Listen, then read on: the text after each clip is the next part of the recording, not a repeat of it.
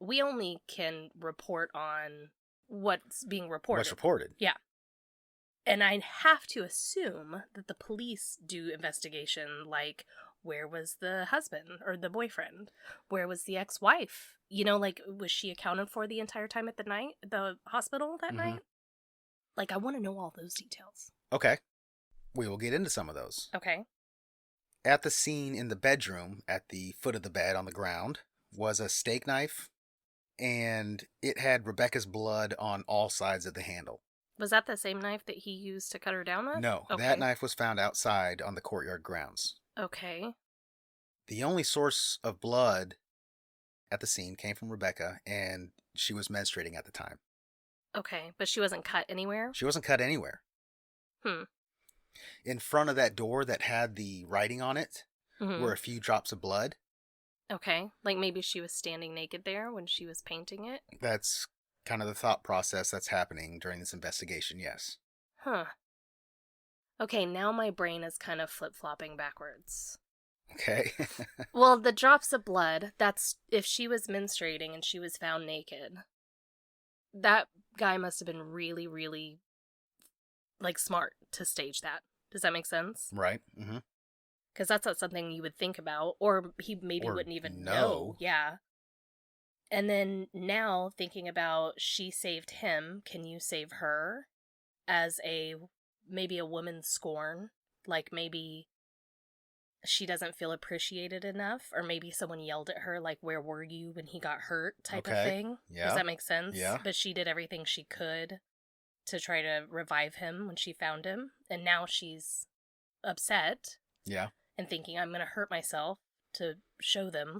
The third person is a little weird if she were to have written that. I'm just trying to play devil's advocate. Like, I don't know. The menstruation, and could they tell that the blood on the ground was menstrual blood? They didn't test it. What the fuck? And they didn't test the blood on the knife either. Okay. But like you said, that's a super easy test, right? Yeah, absolutely. Yeah. So the night before she died, police found that Max's aunt, who is his mother's twin sister. Dina's twin sister? Correct. Okay.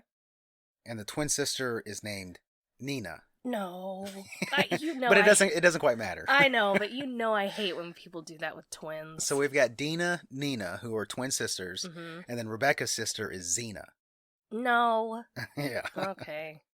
So Max's aunt, she texted Rebecca saying she wanted to stop by and talk about Max. Rebecca never responded.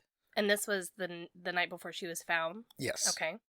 Rebecca never responded, but she did check a voicemail a few hours later, which was around midnight, but it was erased and police weren't able to recover it. Do you know who the voicemail was from? No. Okay. See, like, maybe she was getting a bunch of hate from the ex-wife and the ex-wife's twin sister. So, watching that 5-part show that I watched talked a lot about how Rebecca and the ex-wife, Max's mother, didn't really get along very well. So 3 days later, on the 16th, Max has been in the hospital this whole time. He ends up dying from brain damage caused by oxygen deprivation from his injuries that he got. So now we get back to Rebecca. There were no drugs or alcohol in her system, but the only other person at the scene that night was Adam. Right. So police questioned him, and he was given a polygraph.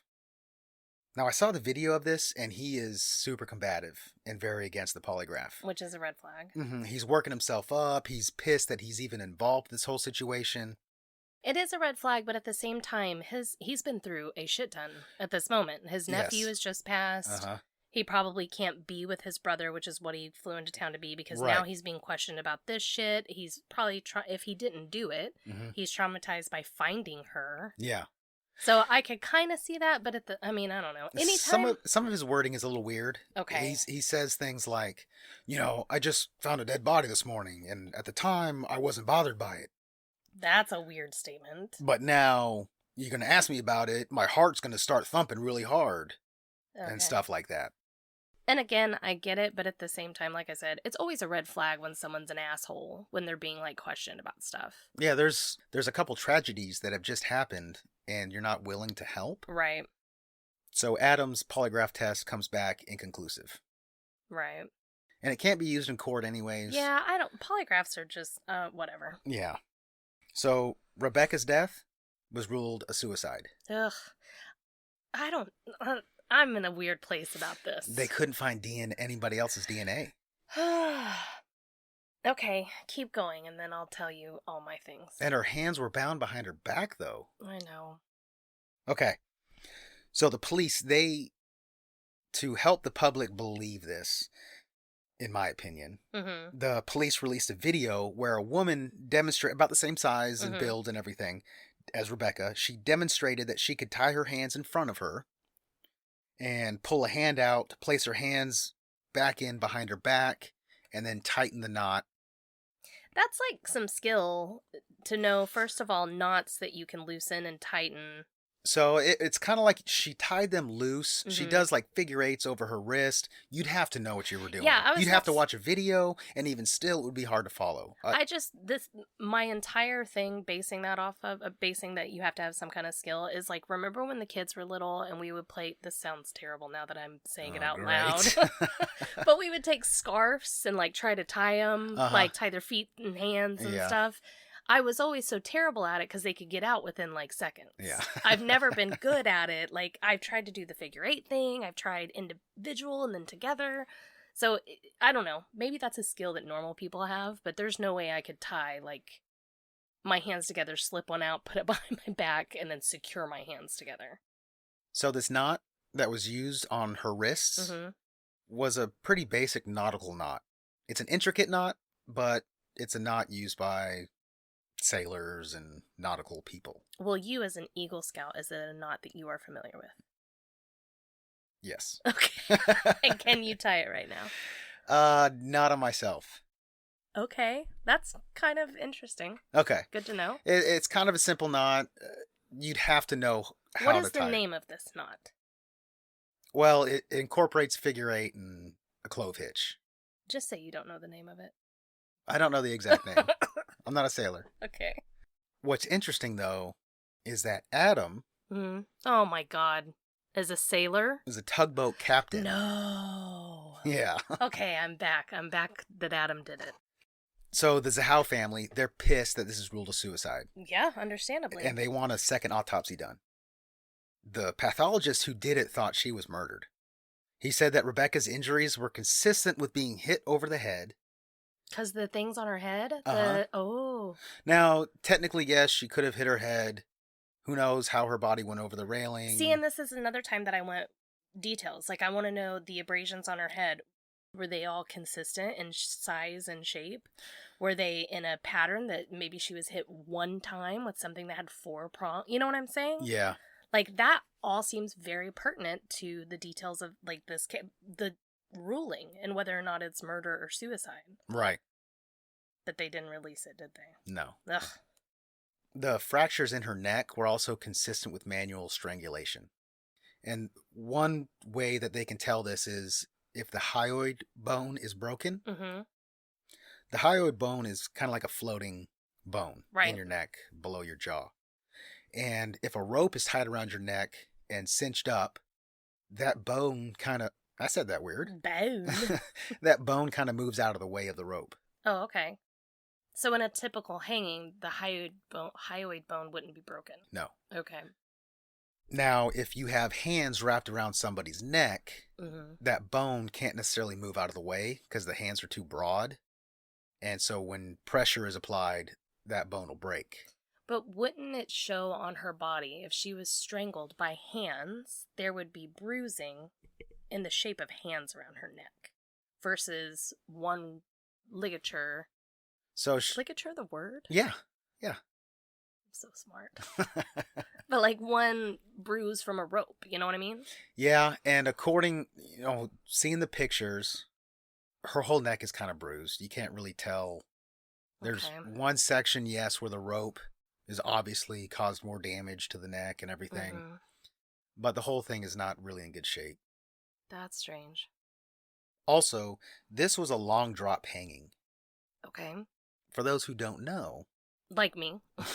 That's like a hanging around 10 feet, I think it's like over 9 feet is considered a long drop hanging. Like the rope length? Correct. Okay. And when that happens, you've got internal decapitation. Right. Because the weight of the body falls Momentum. that far. Mm-hmm. Sometimes you have complete decapitation. Ooh. But you also have vertebrae that are broken throughout the neck. Did she have any of that? No. Okay. She didn't. Okay, so now I'm going to talk a little bit about that Murder at the Mansion show. Okay. That I watched. It was an investigative journalist and a former prosecutor. They meet with a criminologist and other experts. So what they did is they actually tie themselves up using the technique in the video that the police released. Mm-hmm. And what they find out is that, yeah, they could do that. Okay. It is feasible. Now, to me, it looks like you'd have to watch a video of how to do it to know how to do it. Well, yeah, but I mean, that doesn't necessarily mean that she didn't come up with it. They're just trying to replicate exactly what she did. So you'd have to watch a video to do that. Now, the knot, when it's tied, when they do it themselves and watching the video. On her hands? On her hands. So they tie themselves in front, slip a hand out, put it behind their back, slip a hand back in, and then they have access to the knot. It's at the bottom of it's where your hands are at the bottom.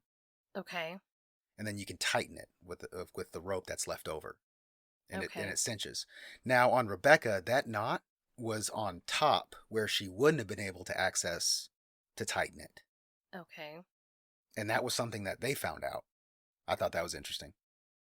They also found audio of Jonah Shacknai telling the police that they needed to hurry with the investigation because it was hurting his company's stocks.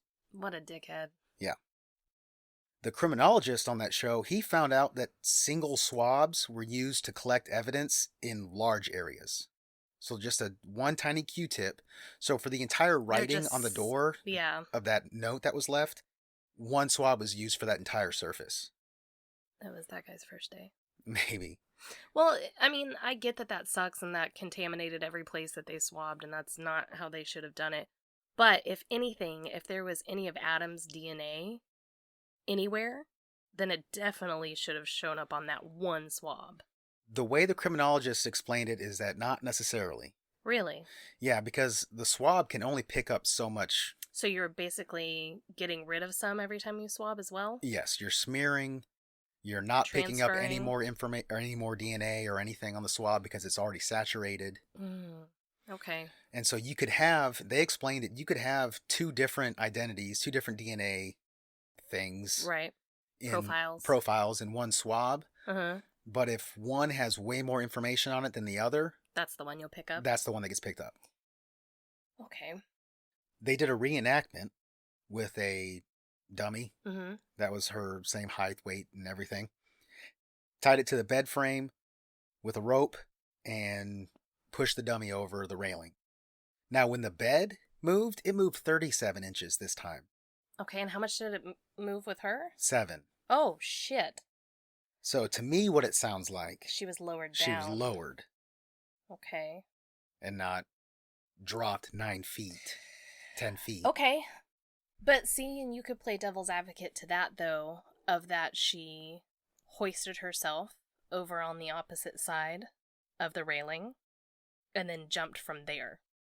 Not necessarily took a leap over the top. So instead of a 9 or 10 foot drop, it's a 6 or 7 foot drop.